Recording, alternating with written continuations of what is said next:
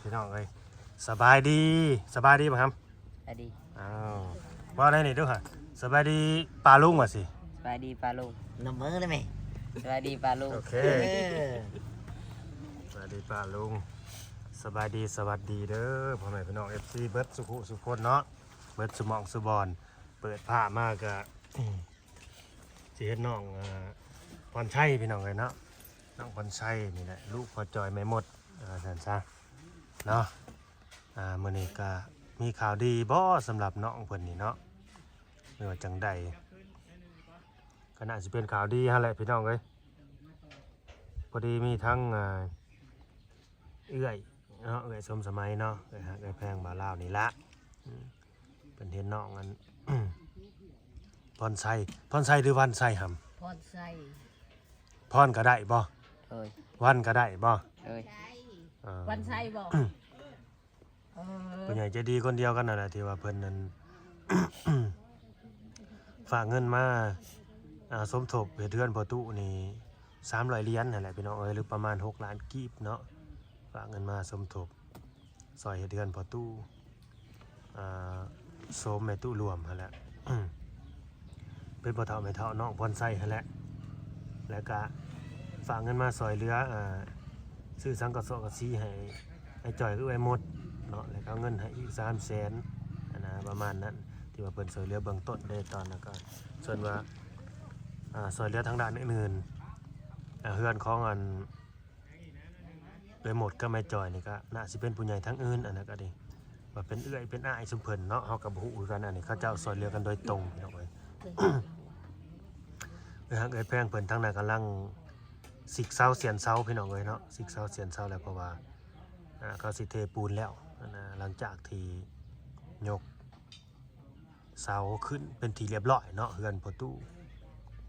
โสมก็ดีเฮาก็มาเกือบบ่ทันพี่น้องเอ้ยเพราะว่ามันไกลแน่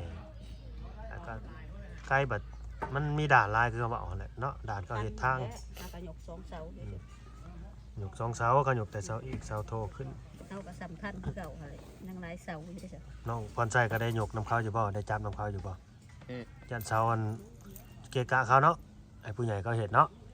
เอาเด็กน้อยก็เบิ่งนางให้ ดีใจอยู่บ่ว่าตุสิมีเฮือนนั่นไม่เลยโตดีใจนำอยู่บ่ดีใจจักเปอร์เซ็นต์100% เป็นได้บ่สบายบ่คือว่าสูขี้มูกกิ๊กๆเนี่ยเป็นหวัด แม่นดีบ่ว่าบ่มีเงินน่ะอยากกินหยังก็บ่ได้กินน่ะตัวอยากกินหยังเสียเดือนนี้บ่อยากอยากเลยบ่คันเอาเงินให้นี่สิไปซื้อหยังกินนี่ตอนนี้เอาไว้อยากได้เท่าได้หามเงินนี่เท่าได้ก็เอามาแล้วในใจตอนนี้อยากได้จักพันอยากได้จักแสนอยากได้300,000อ๋อจะไปเห็นยัง300,000เก็บไว้อยากได้เงิน300,000พี่น้องแต่ว่าอยากไปซื้อหันซื้อในอีกเดี๋ยวนี้น้องตอนใส่นี่อยากได้เงิน300,000สิฮอดอยู่บ่เงิน300,000เนาะบ่าวลาวสิเอาให้นี่ผู้รักผู้ใหญ่เพิ่นฝากมาให้นี่บ่ฝากมาแล้วบ่เพิ่นฝากมาแล้วเอื้อยสมสมัยนั่นแหละพี่น้องเอ้ยเอื้อยสมสมัยอ้ายวีซ่าเพิ่นฝากมาแล้วฝากมาให้ลูกชายยายหมดนี่เด้อ20เหรียญว่าซั่น20เหรียญนี่ตัวใส่เป็นบ่เงินเหรียญเอาแต่เงินกีบบ่รู้จักอยู่บ่รู้จักคือ20เหรียญเคยเห็นอยู่บ่$20ได้พี่น้องบ่แม่น20เหรียญบ่แม่น20เหรียญบาทเด้ บ่แม่น20บาทเด้$20ถ้าไหลเป็นเงินนั้นกีบก็สิตกอยู่ประมาณ400,000กีบผู้ใดหรือเงินน่ะ400,000กีบทั้งเบิดทั้งมวลตัวสิเอาแต่300,000เนาะแม่นบ่อีก100,000นี่เบาเนาะเอาอยู่บ่ให้ก็เอาเอาไว้ได้300,000หมดนี่เท่าใดก็20เหรียญ ซาวเหรียญได้400,000กีบพุ่นนะ อยากได้300,000แล้วเขา400,000บอก จะได้300,000บาทสิได้ฮอด4บาทนี่ตอนใส่เอ้ยได้แล้วก็เอาไปใส่เป็นประโยชน์เด้อฮามเด้อ โดย เอาไปใส่แนวที่เป็นประโยชน์ในสิ่งที่จำเป็น คือแบบซื้ออยู่ซื้อกินเหรอ ซื้อแล้วบ่เกิบตัวน่ะ ยัง ยังไม่ได้ซื้อเดี๋ยวจะเอาเงินให้น้องตอนใส่ก่อนเงินจากเอื้อยเพิ่นน่ะเอื้อยหาเอื้อยแพงเอื้อยผู้ใหญ่ใจดีนี่แหละสิให้พอตู้แม่ตู้ใส่น้ำอยู่บ่เงินนี่ให้อยู่บ่ฮะ บ่ให้ บ่ให้ สรุปเด้ออันนี้บาร่าสิถามเด้อตั้งแต่แม่หมดมาอยู่นี่ต้องไปขอเงินแม่หมดจักเทื่อแล้ว มัน2-3เถื่อ เพิ่นให้เทื่อละเท่าใด เราให้ไปเถื่อเดียว ให้เทื่อเดียวให้ตอนนั้นเทื่อเดียวน่ะให้จักพัน เราให้เรา300,000 อือฮึก็เป็น350,000เนาะ เลย โอ้เพิ่นให้เงินลูกเพิ่นก็หลายเติมเด้อพี่น้องให้300,000พุ่นแล้วเบิดแล้วบ่เดี๋ยวนี้ เบิด เอาไปเฮ็ดหยังอ่ะน่ะเอาไปซื้อหยัง ซื้อกิน ซื้อกินเบิดแล้วผัวให้50เมียให้300,000เมียนี่คือแม่ส่วนว่าผัวนี่คือพ่อหน้าตัวก็เอิ้นพ่ออยู่บ่ครับ โดย เอิ้นพ่อโลดพ่อจ้อยว่าสิพี่พ่อขอได้เงินน่ะว่าสิพ่อตัวน่ะเว้าง่ายอยู่ดอกแต่มีเราให้แล้วดอกเราบ่ถือสาคนดอกไอ้จ้อยเราเป็นคนอารมณ์ดีแต่ว่าเป็นคนบ่ปากบ่เว้าแต่ว่าเป็นคนแบบอารมณ์ดีนะพี่น้องเอ้ยบ่เป็นผิดเป็นภัยกับไผคนผู้นี้นะ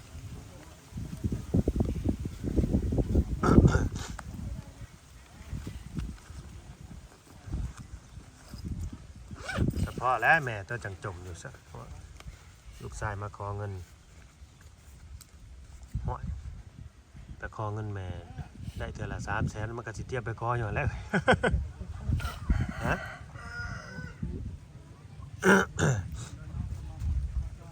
นี่ได้เงินพี่น้องแต่บ่ทันให้น้องเพิ่นดอกเอามาโชว์ให้เบิ่งซื่อๆนี่เงิน400,000 เดี๋ยวติดไปแล้ว เงิน400,000พี่น้องเอ้ยเงิน400,000 20เหรียญเนาะประมาณ20เหรียญ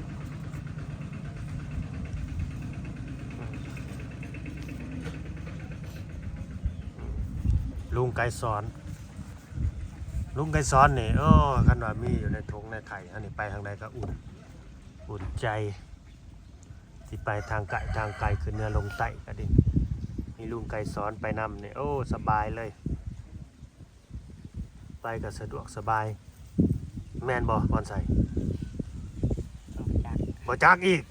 โอ้ เอาจะคือจะมีเงินแล้วจะมีเงินแล้วจะอุ่นบ่อะไรนั่นแหละลุงไก่สอนเนี่ยบ่ฮู้บ่นี่เด้นี่ลุงไก่สอน บ่อยู่ในเงินนี่แหละนี่ เจ้าบ่ฮู้บ่เรียนเอาน้องอยู่บ่ ป.5ได้เนาะน้องเรียนป.5ได้เนาะ โดย จบป.5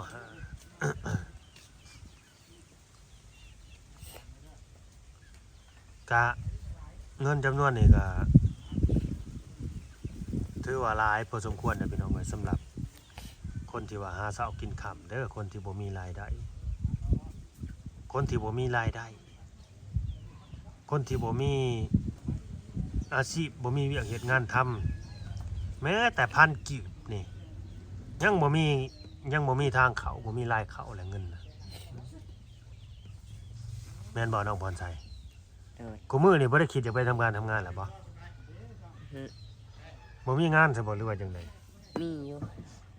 ต้องไปอยากไป เฮาหากบ่อยากไป มันเป็นหยังมันหนักบ่เฮ็ดบ่ได้บ่หำหรือว่าจังได๋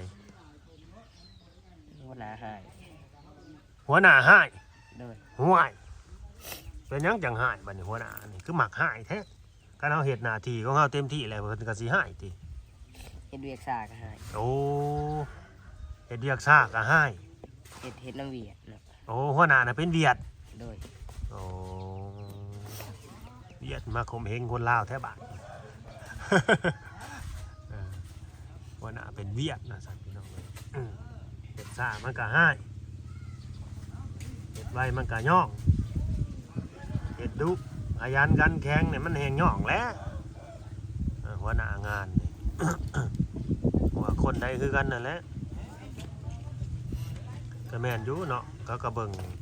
คนคือการเน้นว่าก็ดิเบิ่งว่าเฮาผู้ใหญ่หรือผู้น้อยนะสิให้มันได้ดังใจเจ้าของมันก็บ่ได้แล้วก็เข้าใจอยู่มันก็มีเบิดนั่นแหละผู้ดีผู้บ่ดีบ่พื้นว่าหน้าก็ดิผู้เข้าใจเฮาบ่เข้าใจเฮาก็มีเบิดนั่นน่ะงานหยังเจ้าหัวหน้าคือหายดีแท้ แฟนทาน อืมให้ความลาวเลยแม่นบ่ให้ภาษาลาวใส่เลย โดย คันว่าภาษาเวียดเขาได้เฮาบ่ฮู้เนาะ โดย เดี๋ยวเว้าหยังก็เว้าไปเลยแหล้วอันนี้เว้าภาษาลาวนี่ฮู้แล้วมันก็ท้อเบิดกำลังใจพี่น้องเอ้ยคนก็เด้คือน้องบอนไซนี่ นอกจากเวียกผ่านแล้วเวียกเงินบ่มีพี่น้องเอ้ยจักสิไปเฮ็ดหยังเวียกเงินบ่มีแม่นบ่น้อง โดย งานเฮ็ดทางดูดีดูนี่ก็มันบ่น่านะเนาะคนน่ะสิเต็มเนาะคนเขาน่ะสิเต็มเลย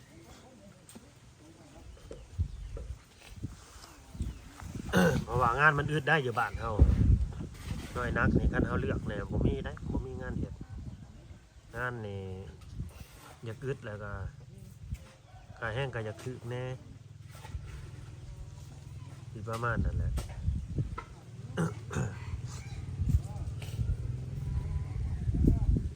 เงิน400,000กี่สิใช้จังมื้อพรใช้คิดว่าฮะ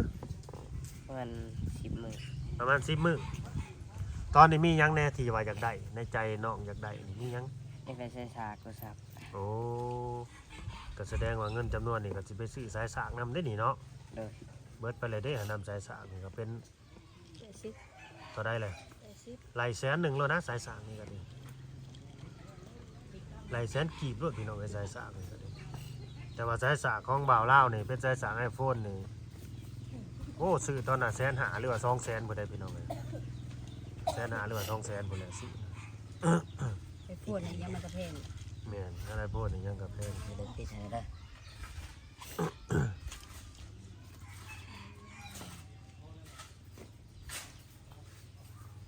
ในที่สุดน้องพรไซก็มีผู้รักผู้ใหญ่เพิ่นสงสารว่าเมตตา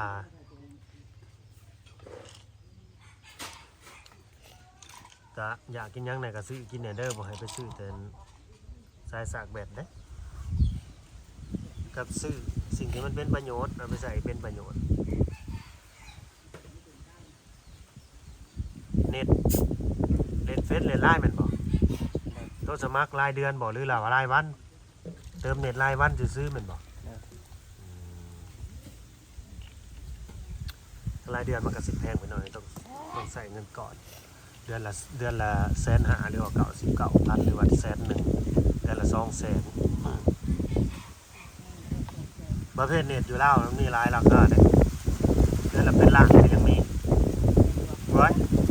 แพ็กเกจนะ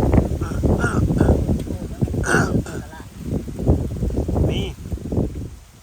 มันเล่นจังได๋มันเล่นจังได๋ เล่นได้ปกติ แต่ว่าเน็ตมันสิหลายอะนะ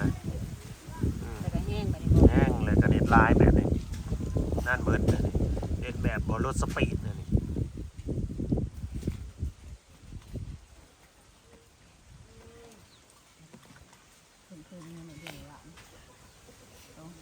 พอเขาไปเบิ่งในแพ็กเกจมันน่ะแพ็กเกจอินเทอร์เน็ตรายเดือนมันมีหลายอยู่แล้วนี่เดือนละล้าน4-5 แสนก็มี600,000 ต้องคนมีเงินได้ต้องคนมีอันนั้นได้จะเติมได้เดือนละล้านที่เขาจะข่อยหาเช้าที่ค่ำนี่บ่ไหวหรอก มีเงินกับแมนคนมีธุรกิจกับแมนมีแบบว่าพวกที่ว่าเฮ็ดอยากดูว่าทำงานเกี่ยวกับพวกออนไลน์นั่นนี่ โทรศัพท์ โทรศัพท์นั่นนี่จำเป็นต้องใช้ คือเฮาเนี่ยก็ยังเป็นต้องใส่ เราจำเป็นต้องใช้ต้องเติม เฮาต้องโหลดคลิปเด้ บอกได้ที่ว่าเฮ็ดกับสื่อโซเชียลแล้วมันจำเป็นต้องใช้ ถ้าสิใส่เน็ตมันก็โหลดคลิปบ่ได้บัด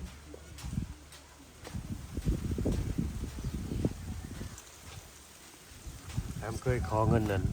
บ่เท่ากับแม่เท่าอยู่บ่ เลย เป็นให้อยู่บ่ ให้ทางละสิบ ให้เทื่อละ10โอ้ยเราก็บ่มีนอกจากเราจะเอาได้ใช้มาใ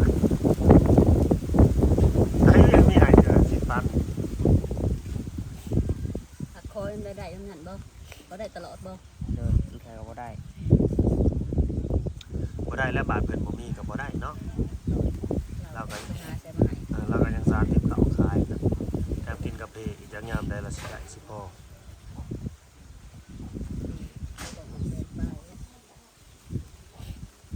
ไป สิเอาเงินให้น้องก่อนบาทได้เวลาแล้วสมมาภาคควรแล้วพี่น้องเอ้ยสิมอบเงินให้น้องเพิ่นจะจับได้บายก่อน พอดีใจ ให้น้องดีใจกินแล้วบ่ข้าวเที่ยงมื้อนี้ นี่แหละ กินแล้วเนาะบ่ได้ออกไปหาแม่บ่มื้อนี้ บ่ออกไปมื้อเช้าเลย แม่ไปยังจังบ่เข้ามานะครับ แต่เราว่าเราเฮ็ดทั่ว โอ้เฮ็ดหัวแล้วมีห้าวหัวอะไรบ่หรือว่า จักเลย กับผัวบ่พอเราคนบ่ได้บ่ได้ออกไปดอกมื้อนี้ครับพี่น้องเอ้ยมานี่ก็ยันหลายมื้อนี่สิได้มานี่ก็ เฮ็ดเวียกเจ้าของ อยากจะคลองแล้วพุ่นน่ะก็สิได้ เอา มา นั่นลูกหันมาพี่ก่อนเด้อ เงิน400,000เด้อนี่เด้อเงิน400,000ได้แม่ตู้บ่ตู้เอ้ยสิให้ล้านทรายจังมื้อนี้ เราบ่เห็นนี่นั่งลงลูกหัน จั มา บน้องออนไซนี่จับคนละส่วนเห็นบ่เลี้ยวบังกอกเลี้ยวบังกอกนั่น เบิ่งมาโอเค น้องมือเอาบัดนี่ ได้เด้อ ขอบใจไผขอบใจไผ ยังงงอยู่ยังงงอยู่ เดี๋ยวมาเล่าสิบอกเอาไว้ก่อนเดี๋ยวแล้วจังสิบอกให้ขอบใจหรือว่าขอบคุณผู้ใหญ่เพิ่นเป็นสื่อป้าสมสมัย กับลุงเนาะ กับลุงวิซาป้าสมสมัยลุงวิซาเด้อ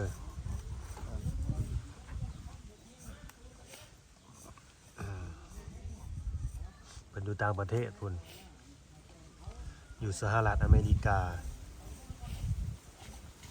เคยได้ยินอยู่บ่สหรัฐอเมริกาเอ้าเล่นโทรศัพท์บ่เห็นบ่ซะ อันนี้คือว่าอยู่ในโลกโซเชียลอยู่คือสิบ่ฮู้ โลกโซเชียลเฮาบ่ฮู้บ่เนี่ย อ่านเป็นซ้อนก็ยังบ่ฮู้บ่ ลุงไกรสอนก็บ่ฮู้ เอาปหานี่ยังบ่ได้เรียนบ่ บ่ ต้องม ประธานประเทศผู้นำประเทศ มประวัติยังเรียนประวัติศาสตร์เรียนอันนี้เกี่ยวกับเรื่องบ่ ก็ต้องม .1 จะได้เรียนประวัติศาสตร์คือกูมื้อนี่บ่น่าสิฮอดม .1 แล้วน่าสิได้เรียนนั่น ก็คือตะกี้นะ แต่รุ่นเฮาพูนม .1 พูนม .1 ม .2 ก็จังได้เรียนประวัติศาสตร์ ข ลาว นาดภาษาหั่นนะภาษาก็ยังม .1 ยังได้เริ่มเรียน A B เหมือนเขาเรียนตั้งแต่ป ดีใจอยู่บ่ครับ โดย ดีใจส่ำใด เต็มร้อยเลย เต็มร้อยเลยมีสื่อก็ได้เงิน 400,000 บาทนี่พี่น้องเอ้ยในใจน้องว่าอยากได้300,000ว่าซั่น ได้400,000 ได้400,000อีกบาทหนึงสายสาดแบตเป็นหยัง มันขาดบ่หรือมันตาย มันตาย คันซื้อไปซื้อสายนี่สายสาดแบตนี่มีขายบ่แถวนี่ ปั่นบ่ครับ โอ้ต้องไปบ้านบ่ค่ำพุ่นอีก รถแถวบ้านเนี่ยบ่มีบ่หันขายโทรศัพท์ ไปเนี่ยไหนนี่ต้องไปกับไผนี่บ้านบ่ค่ำนี่ ป้า ไปเองแล้ว ชวนหมู่ไป ขับรถเป็นอยู่โอ้ขับรถยังบ่เป็น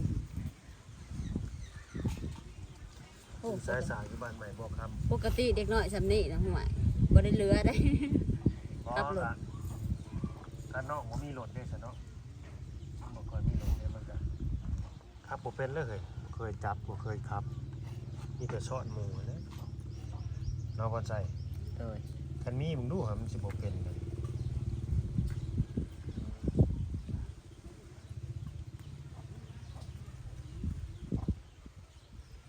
นะพี่น้องเอ้ยก็ ขอบคุณผู้ใหญ่เพิ่น ตามนั่นแหละเนาะบ้านนี้สิให้พอใจขอบคุณป้าเพิ่นเด้อ ป้าสมสมัย ขอบใจป้ากับลุงเพิ่นเด้อบัดนี้ผู้ที่เพิ่นฝากเงินมาให้หั่นละชื่อสมสมัยกับป้าสมสมัยกับลุงวิชานะนมมือขึ้นขอบใจเด้อ ขอบใจเด้อ ป้าสมสมัย ป้าสมสมัย ลุงวิชา ลุงวิชา ที่ฝากเงินมาให้ร้าน ที่ฝากเงินมาให้หลาน ซื้อขนมกิน ขนมกิน